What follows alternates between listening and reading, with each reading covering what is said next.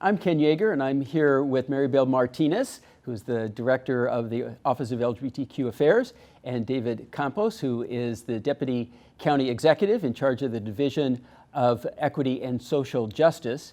And as a way maybe to introduce both of you, what is so extraordinary about Santa Clara County is the number of LGBTQ people who serve in the highest ranks of county government. And maybe if each of you could just maybe talk a little bit about your role and what it has meant for you to work for the county. Well, I never thought I'd work for the county in this capacity, and so it's been really great to come to the county and build this office and serve my community in the deepest way possible. Having grown up in Santa Clara County with my family still here, it really is a full circle in terms of being able to listen and take action on the needs of our community here in Santa Clara County. You know, for me, I live in San Francisco, served on the San Francisco Board of Supervisors, and when you think about the LGBTQ community in the Bay Area, people often think about San Francisco. And what's amazing about Santa Clara County is how much it actually has done on LGBTQ issues, mainly because of the work you've done, but not just that. It's really everything else that has happened across the board. As you noted, I'm the head of the Division of Equity and Social Justice. That includes a lot of different offices, and LGBTQ people are, key players in all of that, and in the leadership of the county across the board. And so that's something that I think is just really remarkable, and I think it really shows how much the county values the LGBTQ community. Maribel, if you could talk about the significance of the Office of LGBTQ Affairs. It's the only one in the nation. It really is very forward-thinking, and I think is serving as a model for other communities because of what we're doing here. Yet I don't think a lot of people actually know much about the office, and so if you could really talk about it as well as of its overall impact here. That's right, Ken. We are still in a very young office. We're about 4 years old, and in local government terms, that's still very, very new. And so we are really looking to raise the visibility of our work locally and across the nation. And to have an office like ours is really a lifeline, that place where our community can reach out to. They call our office looking for resources. We hear from them in a variety of community forums, and folks find their way to us, knowing that here in Santa Clara County, they have an office, they have a staff, a wonderful team that's connected so that we can provide them service and information that's really going to make an impact in their lives. We were the first in the nation.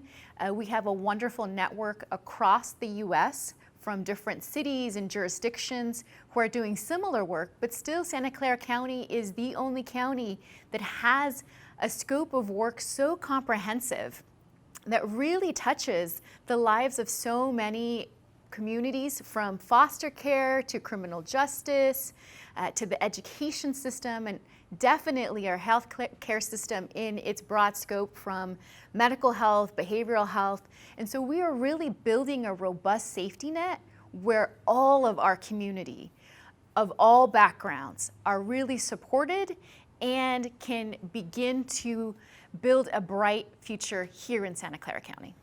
And David, maybe to expand a little bit on that, how have you seen county government and county services change because of the office? Maribel certainly mentioned some of those areas when you think of VMC, SOGI, mental health, the transgender clinic, sort of the ripple effect that happens once you have an office like that where there's a focus on the needs of a particular group. Well, I think that there are two major areas where the establishment of the Office of LGBTQ Affairs has impacted the county. The first one is that it has really changed the way that county government handles and deals with the LGBTQ community. because you have an office whose job is to think about the LGBTQ community with respect to every area of operations of the county bureaucracy, right?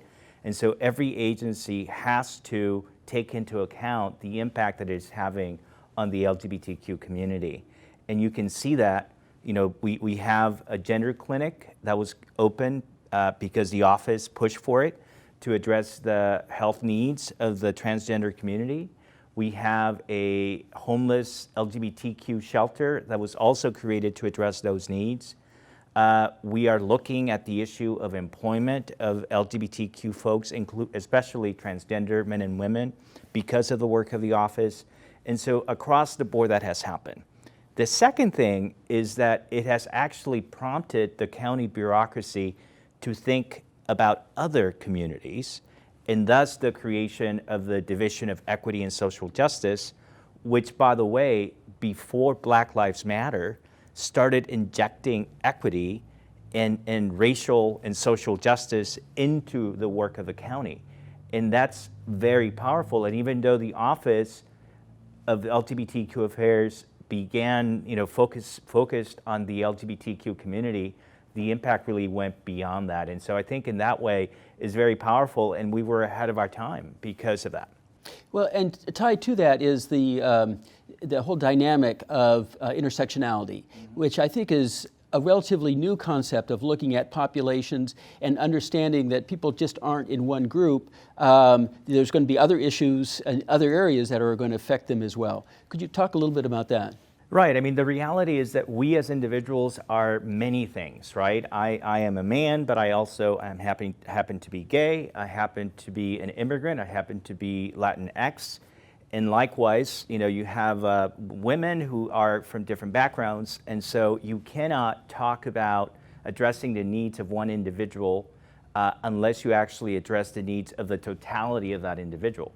You can't talk about LGBTQ rights, therefore, if you're not also talking about immigrant rights, about women's rights, and about other things. And so what the Division of Equity and Social Justice is that it does is that it recognizes that intersectionality and then coordinates the work, not only of the 7 agencies that make up that division that focus on LGBTQ, immigrants, women, gender violence, workers' rights, census, and other things, but it also tries to inject that lens into the work of other county agencies. This is a county of 22,000 employees, so it really forces that bureaucracy to recognize that we're all connected.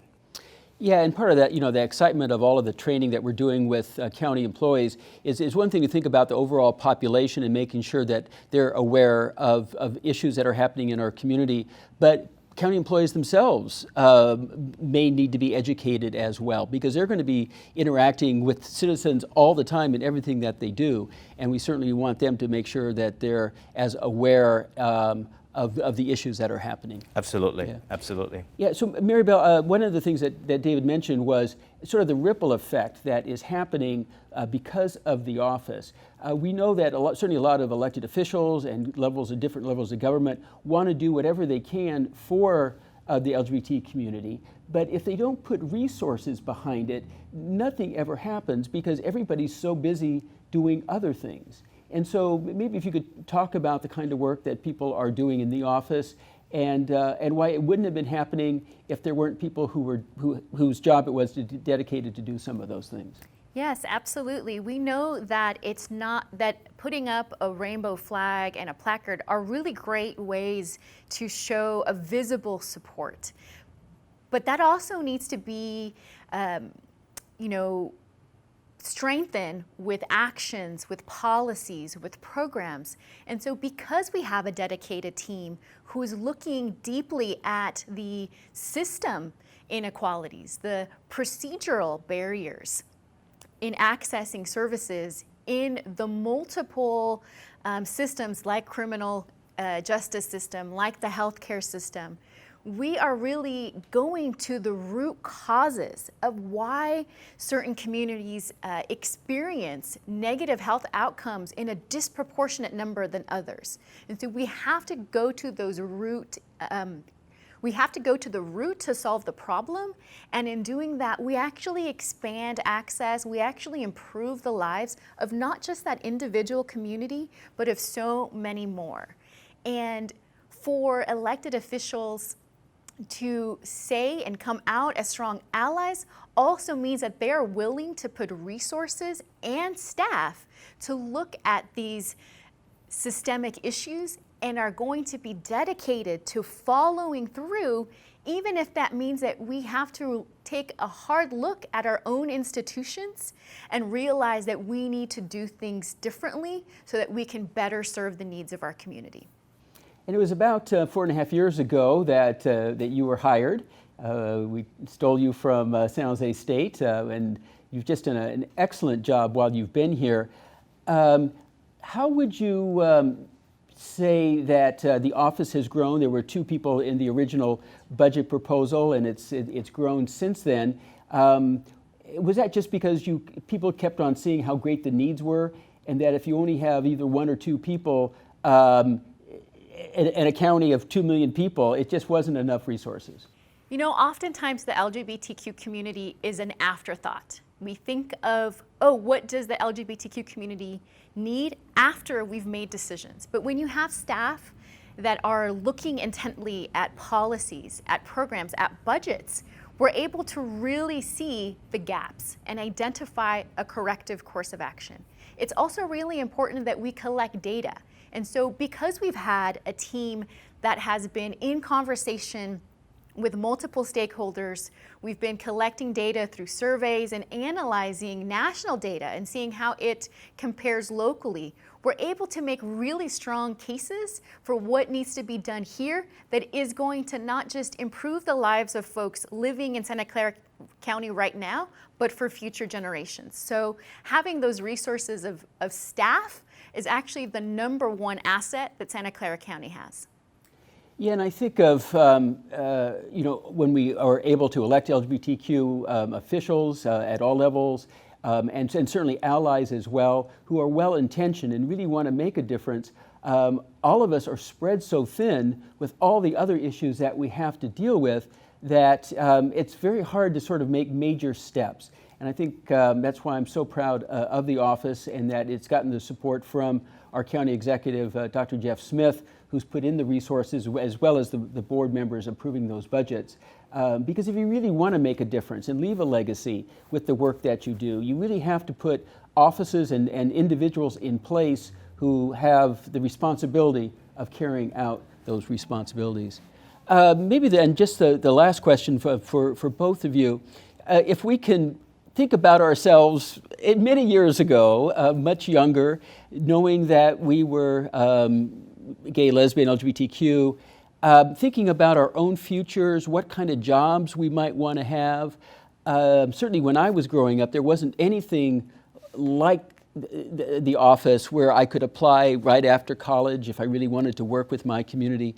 What do you think sort of the impact is that we were able to hire so many really young, smart, ambitious people, and what this is going to mean for their careers over the next 30, 40 years? Well, I think that the significance of having people that are like you, that you identify with in certain roles, that can never be overemphasized. That is such a powerful thing, right? And I know that my life probably would have been less challenging when it comes to being LGBTQ if I had seen more people like me out and open about sexuality, right? And the fact that we have this office today and that we have county leadership across all levels that are openly LGBTQ, it is such a powerful thing, especially for young people.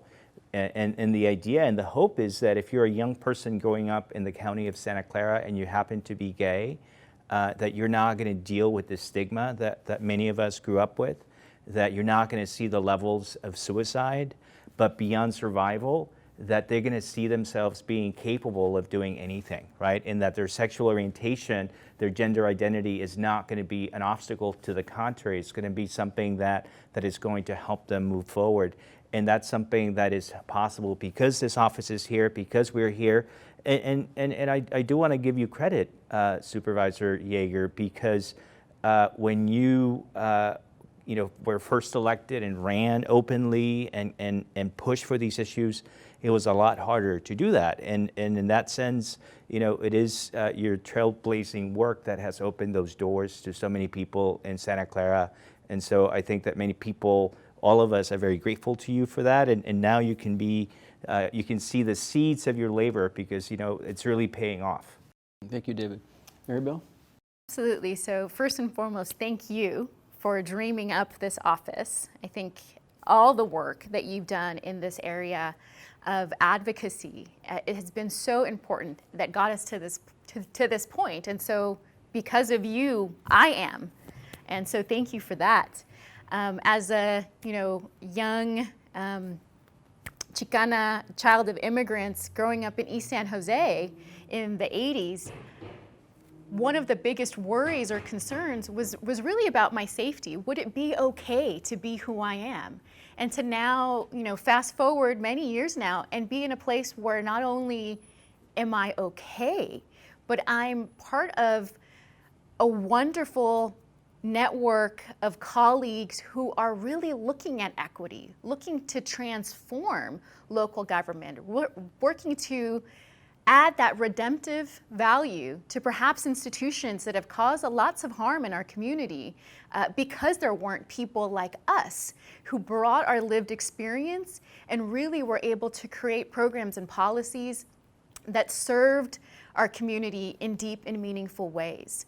And so as I look at the future for the generations to come, they're going to be looking at our work.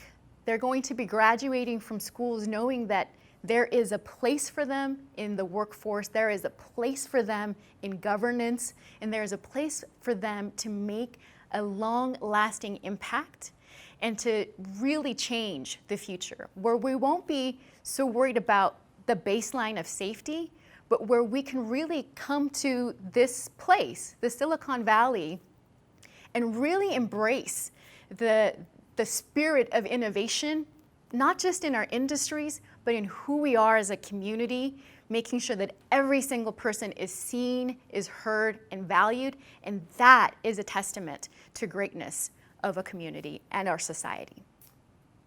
Very well stated. The county is very lucky to have you both. Thank you both for all the work that you do. Thank you. Thank you, Ken.